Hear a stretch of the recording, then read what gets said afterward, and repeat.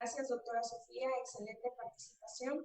Y para terminar este módulo le corresponde al doctor Andrés Duarte Rojo con el tema Cuidado del paciente con enfermedad hepática y STEAM Sport.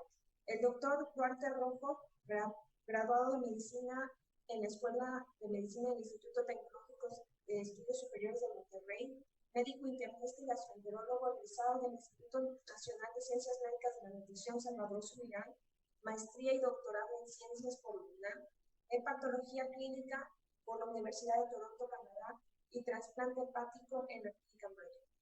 Profesor asociado de la Universidad de Pittsburgh, director médico de trasplante de hígado en el Instituto de Trasplante de Pittsburgh, miembro de múltiples sociedades internacionales y acreedor de múltiples reconocimientos nacionales e internacionales. Un honor por su participación, doctor Duarte. Lo escuchamos. Muchas gracias, Araceli, y muchas gracias a los organizadores por invitarme. Por supuesto, de manera especial a Arturo Meijueiro, que personalmente me solicitó mi participación. Y bueno, de lo que quiero hablar el día de hoy es de que el trabajo de un paciente con enfermedad hepática grave es un trabajo de equipo, o como lo llamó mi amigo Meijueiro, es un team sport. Entonces, vamos a empezar con esto. Estos son mis conflictos de interés. Yo he sido consultante para Axela, pero no voy a tratar de su producto, que incluye aminoácidos de cadena ramificada. Entonces, lo primero que vamos a tratar es sobre desacondicionamiento, fragilidad y sarcopenia, solo para entrar en el tema. Entonces, lo que quiero que pensemos es que la fragilidad, que es un problema ahora muy grave y muy frecuente en nuestros pacientes con cirrosis y que conlleva un alto riesgo de muerte, al menos duplica el riesgo de muerte en nuestros pacientes, tiene dos pilares. Un pilar es la actividad física y la pobre capacidad cardiopulmonar, y el otro pilar es el estado nutricional, del cual la excelente plática de la doctora Sofía quedó perfecta para poder completar lo que les voy a decir. Bueno, en cuanto a la actividad física, este es un estudio de Michael Dunn de la Universidad de Pittsburgh, en el cual se le dieron Fitbits o alguna forma de tracker o wearables para los pacientes, para medir cuántos pasos estaban haciendo los pacientes. Y pueden ver que nuestros pacientes estaban haciendo menos de 3.500 pasos al día, y sin embargo, cuando les preguntamos si es que ellos creían que su actividad era normal, ellos decían que sí. De tal manera que hay una especie como de desconexión entre lo que el paciente cree que está haciendo y lo que realmente está haciendo. Por otra parte, lo que también vimos en después un siguiente estudio utilizando Fitbits es que pudimos ver que los pacientes entre el 88 y el 95% del tiempo de todo el día lo pasaban en un estadio sedentario. Y podemos ver que de las pocas actividades que hacían eran muy ligeras y tenían muy poca actividad que fuera moderada o que fuera actividad vigorosa, que es lo que se recomienda como parte del ejercicio diario para todas las personas. Y la otra cosa que hemos visto es que hay una muy pobre capacidad cardiopulmonar en los pacientes. En un primer estudio, de hecho es un metaanálisis publicado por el grupo de la doctora Tandon de Alberta, lo que encontraron es que la capacidad de consumo de oxígeno pico era de 17.4 mililitros por kilo minuto, lo cual no significará mucho, pero eso es lo que ocurre o es lo que podemos observar en pacientes entre 65 y 90 años, pero estos candidatos a trasplante tenían una edad promedio de 55 años. De tal manera que la función cardiopulmonar está retrasada hasta en 1 a 3 décadas en los pacientes que vemos en la consulta. Todavía peor, lo que hemos encontrado en nuestros pacientes es que la capacidad funcional, al menos en nuestro grupo de pacientes trasplantados, nosotros trasplantamos pacientes muy graves, es infinitamente más baja de lo que podríamos ver, por ejemplo, en pacientes entre 80 y 90 años. Así pues, lo que es la enfermedad cardiopulmonar o la afección cardiopulmonar depende de qué tan enferma está la población, qué tan avanzada está el daño hepático, y dependiendo de cuál es el centro en el que trabajen ustedes, van a tener más o menos daño en esta capacidad. En cuanto al estadio nutricional, bueno, hay muchas maneras de evaluarla, como ya dijo la doctora Sofía. Me voy a seguir hacia por tanto, hacia el siguiente tema, que es la importancia de la fragilidad en el pronóstico del paciente con afección hepática. Fragilidad genera muchas anormalidades o muchos problemas. Genera caídas, genera infecciones, genera que los pacientes vayan al hospital, genera estancia hospitalaria elevada, pero por sobre todo genera mortalidad, incrementa la mortalidad. Y si ustedes creen que el MEL es útil, tenemos que creer que la fragilidad es también un marcador útil. Y esto lo demostró la doctora Lai en este estudio en 2017, donde podemos ver las áreas bajo la curva para mortalidad a 3 y 12 meses en 536 pacientes, y podemos ver que la capacidad de predicción tanto del MEL como de los índices de fragilidad son realmente similares. Están entre el 0.73 y el 0.8, 0.73 y 0.76, y cuando se combinan nos permiten tener una menor predicción. Para aquellos que no saben lo que es este método, que es el LFI o Liver Frailty Index, es una combinación de 5 sentadillas, lo que es la dinamometría con el dinamómetro de Jamal, y 3 distintas posiciones, ver cuántos segundos los pacientes pueden mantenerse en estas 3 posiciones que le estoy poniendo. No solo eso, sino que cuando se identificó si esta fragilidad dependía, por ejemplo, de encefalopatía o de ascitis, o si era un proceso independiente a la afección hepática, lo que podemos ver es que aquí en gris los no frágiles y en negro los frágiles, podemos ver que la mortalidad a 12 meses siempre es mayor en las personas que tienen fragilidad en presencia o no de en ausencia o no de estas complicaciones, en presencia de las dos complicaciones o en ausencia o presencia de ascitis o encefalopatía hepática. Siempre que hay encefalopatía, siempre que hay fragilidad, perdón, va a haber una mayor mortalidad independientemente de qué tan grave sea el estadio hepático del paciente. Y de hecho, lo que se ha visto en todos los estudios es que la mortalidad prácticamente se duplica en presencia de fragilidad en nuestros pacientes con falla hepática crónica. Lo que nosotros tratamos de evaluar ahora con el uso de estos wearables o los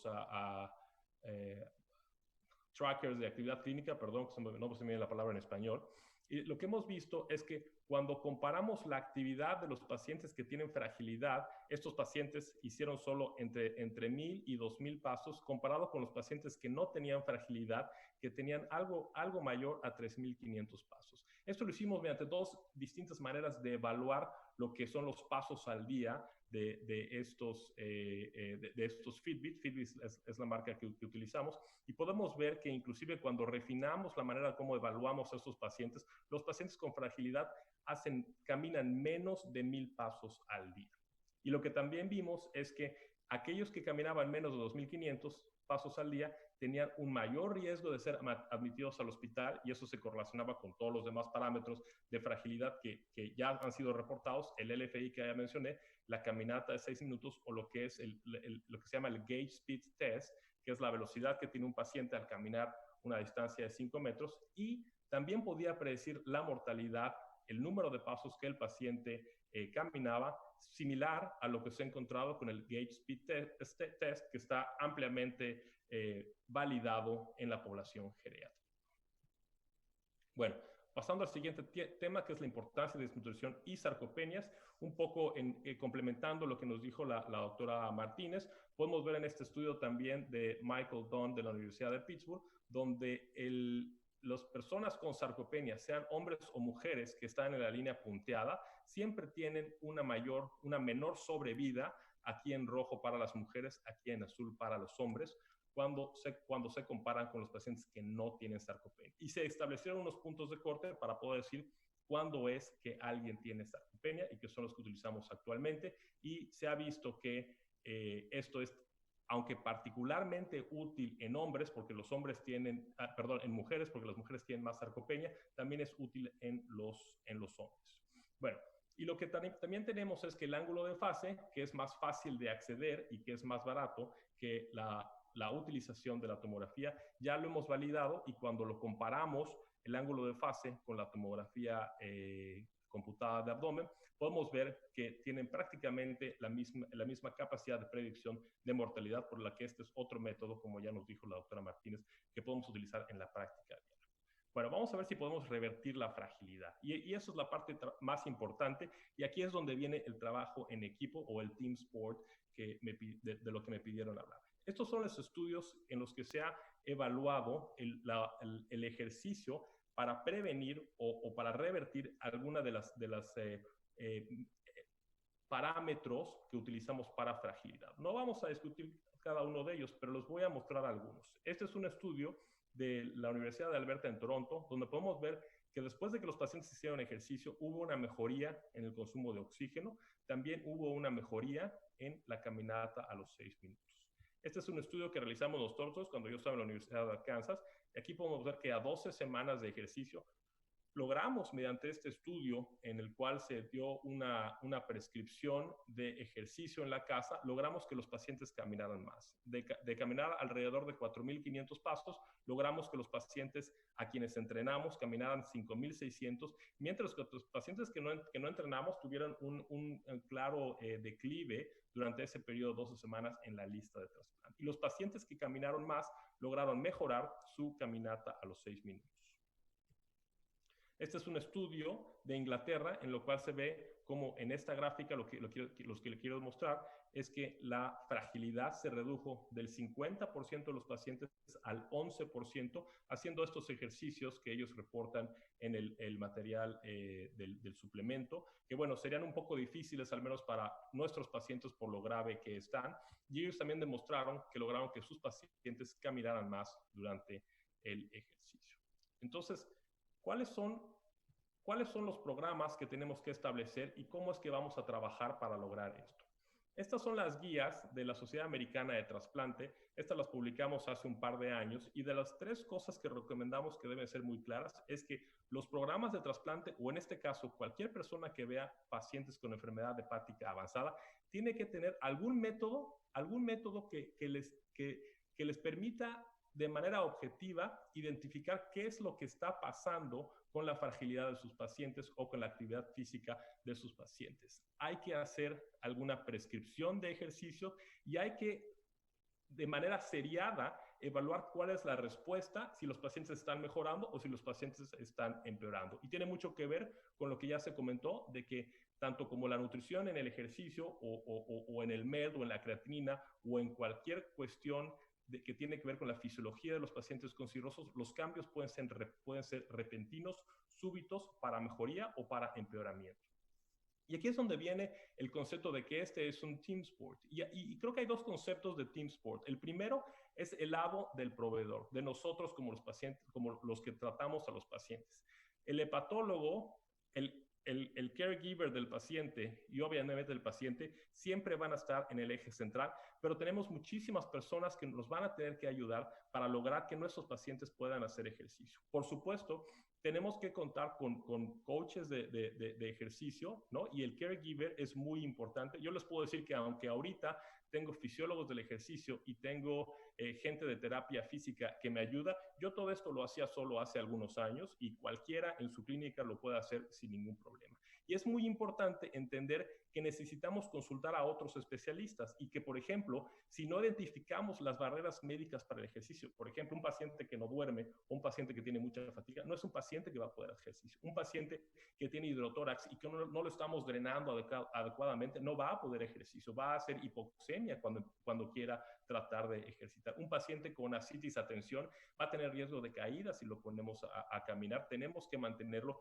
con sus paracentesis de manera intermitente. Y así nos podemos ir yendo con muchas otras complicaciones que tenemos que estar muy vigilantes de tenerlas bien cuidadas para que nuestro paciente pueda ejercitarse. Y, por supuesto, las complicaciones cardiopulmonares, como el síndrome cardiopulmonar, la hipertensión portopulmonar, etcétera, tienen que estar muy bien identificadas y muy bien tratadas para que nuestros pacientes tengan éxito. Les voy a mostrar lo que hacemos en la Universidad de Pittsburgh en nuestro programa de prehabilitación. Y aquí uso la palabra prehabilitación porque es previa al trasplante hepático. Y nosotros hacemos en todos nuestros pacientes Liver Frailty Index o el LFI, hacemos la prueba de caminata de 6 minutos y hacemos el Gait Speed Test. Como investigación, hacemos Cardiopulmonary Exercise Testing, aunque esto, sin embargo, lo tenemos en una minoría de los pacientes. Tenemos muy bien definido cuáles son los puntos de corte para identificar cuando alguien tiene fragilidad cuando la fragilidad es, cuando hay una moderada o una leve pérdida de la capacidad funcional. Y dependiendo de eso, podemos definir si vemos al paciente a las 4 semanas o vemos al paciente en 3 meses o en 6 meses de seguimiento. Lo mismo hacemos en la parte de nutrición. Todos nuestros pacientes tienen una evaluación nutricional y de acuerdo a lo que ya nos comentaba la doctora Martínez del Royal Free Hospital Global Assessment, de acuerdo al riesgo que nosotros encontramos, de acuerdo al ángulo de fase, si está arriba o abajo de los puntos de corte que se discutieron, también definimos cuándo es que vamos a ver al paciente y por supuesto evaluamos osteoporosis y hacemos algunos otros laboratorios para corregir pérdidas de vitaminas. Tenemos una clínica especial para pacientes de alto riesgo, donde nuestra coordinadora identifica cuáles son los pacientes con fragilidad, se asegura que el paciente se ve correctamente y si no, se manda una consulta de alto riesgo, donde somos 3 proveedores que nos encargamos de ver a todos esos pacientes y una de las prioridades de esta clínica es precisamente hacer una prescripción de ejercicio. Y sobre esa prescripción de ejercicio, les quiero aquí mostrar los resultados de nuestros primeros un poco más de 500 pacientes que hemos evaluado y que han pasado a través de este programa de prehabilitación. Han sido casi 1000 visitas de nuestra terapista física y lo que les puedo mostrar aquí es que, como ya está definido en cualquier otra corte de fragilidad, los pacientes que tenían fragilidad tienen una mayor mortalidad por cualquiera de los 3 métodos, solo corroborando lo que ya se sabía. Y aquí son los cambios en estos parámetros. Aquí lo que les quiero mostrar es cómo baja esta medición negativa, de hecho, es bueno, cómo baja el LFI en los pacientes cuando los entrenamos. Y esta mejoría es especialmente en los pacientes que tienen adherencia al tratamiento, como les estoy poniendo aquí, que tienen adherencia a la prescripción de ejercicio.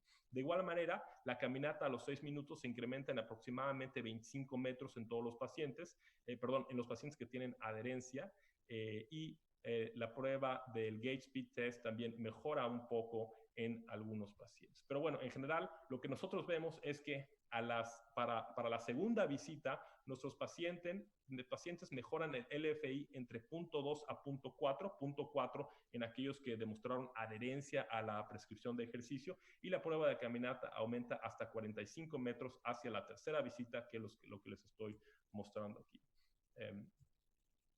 Lo que es importante también es que si los pacientes no van a la clínica, si los pacientes no ven a nuestra terapista, no hay mejoría. Y aquí les muestro cómo hay una diferencia significativa en la mortalidad en los pacientes que tienen solo una visita versus 2 o 3 visitas a nuestra terapista, pero esto es todavía mayor, esta diferencia es todavía más clara en los pacientes que tienen fragilidad, donde el paciente que tiene fragilidad, pero que viene a ver a nuestra terapista y que por ende este es un marcador de que el paciente está siguiendo las recomendaciones, son los pacientes que tienen la mortalidad más baja. Y más aún, ya identificamos por primera vez que hay un punto que una mejoría en al menos 0.2 genera un cambio en la sobrevida de nuestros pacientes. Y esto es lo que estamos utilizando, este cambio de 0.2 en el LFI, como nuestros objetivos para los ensayos clínicos que estamos por iniciar. Y bueno, como es muy difícil poder llevar a cabo una prescripción de ejercicio, muchos proveedores muchos médicos no tienen el tiempo de dar la prescripción. Mucha gente que trabaja, coaches que trabajan en gimnasios o terapistas físicos no tienen el conocimiento para trabajar con estos pacientes. Creamos, con apoyo de la Academia Americana para el Estudio del Hígado, esta aplicación que se llama ELFIT y de la cual les quiero platicar un poco. Lo que hace esta aplicación es que se introducen algunos parámetros de la bioquímica de los pacientes y del estadio funcional de los pacientes. Son muy sencillos, no necesitan hacer el LFI, no necesitan hacer ninguna prueba especializada. Se le da al paciente un Personal Activity Tracker. Estamos usando Fitbits, aunque también se puede utilizar Apple Watch, aunque eso resulta más caro. Y entonces el paciente puede ya en su celular o en cualquier tableta monitorear cuáles son los pasos que hace todos los días, puede inclusive ver cuánto está durmiendo y puede compararse con otros pacientes en un leaderboard que ahora les voy a mostrar. Esto es lo que nosotros vemos, esto es lo que coaches vemos del lado en nuestro website, donde aquí, por ejemplo, estos son proveedores, es gente, no son pacientes, es gente que está probando la aplicación. Y aquí, de hecho, estos son datos míos, donde pueden ver los pasos que yo estuve realizando en las 2 semanas previas o en los días previos a cuando yo bajé esto de nuestra red. A través de este link de data podemos bajar bases de datos muy detalladas que nos dan los pasos que da cada paciente durante cada minuto del tiempo que son monitorizados. Y lo que vimos en este primer estudio con 20 pacientes es que con 23 pacientes, perdón, es que hay algunos que tienen una clara mejoría, nada más con darles la aplicación y con darles un Fitbit. A las 4 semanas, más que duplican el número de pasos que realizan, pero hay otros en los cuales hay un decremento, ¿no? Y estos son probablemente los pacientes que tenemos que seguir de manera más cercana y que tal vez tengan que hacer una intervención de ejercicio en un gimnasio bajo supervisión y no en la casa. Aquí les muestro el caso de un paciente que claramente tenía fragilidad, caminaba alrededor de entre 500 menos de 1000 pasos. Podemos ver cómo esta semana fue su peor, con menos de 400. Empezamos a entrenarlo, le dimos Elfit, llegamos que llegara a 3700. En este momento, el LFI mejoró en 0.6. El paciente eventualmente fue trasplantado y no hubo ninguna complicación. Y lo que es muy importante de esta parte del ejercicio es trabajar con la mente del paciente, hacerle entender al paciente que claro que puede hacer ejercicio, que claro que puede salir a caminar, que claro que es posible hacer todas las actividades de manera más limitada que podía hacer antes. Es cierto que el paciente no va a poder ahora cargar los 50 kilos que cargaba antes para ir al gimnasio, pero puede hacer 50 repeticiones de un par de kilos todas las veces que quiera.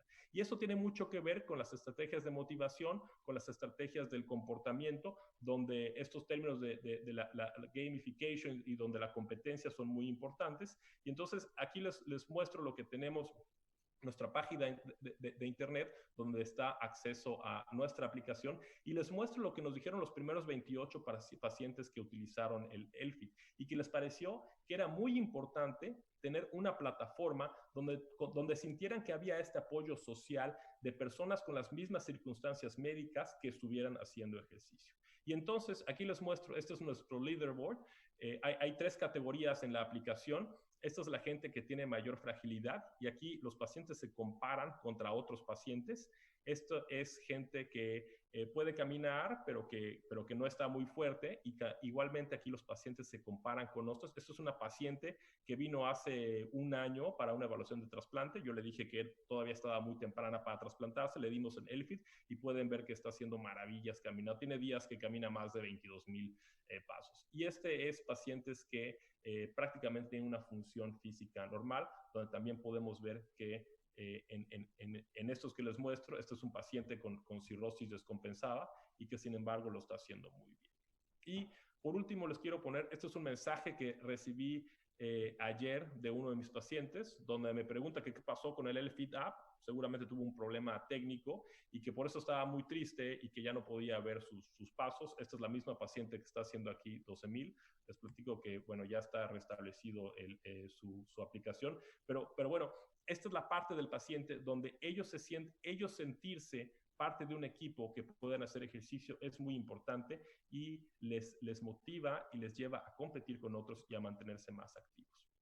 Entonces, para concluir, hay una pobre actividad física y malnutrición, que son los pilares de la fragilidad. La fragilidad negativamente afecta la sobrevida de nuestros pacientes. El ejercicio, y especialmente aunado a intervenciones dietéticas, puede mejorar la fragilidad.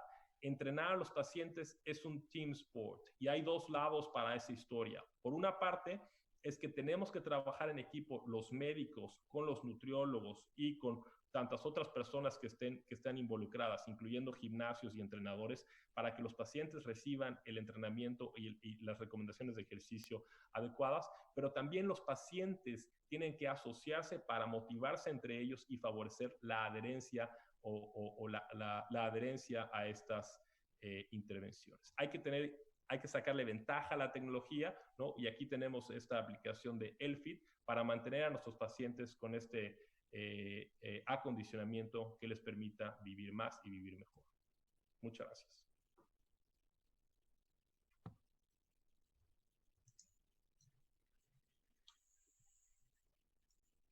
Doctores.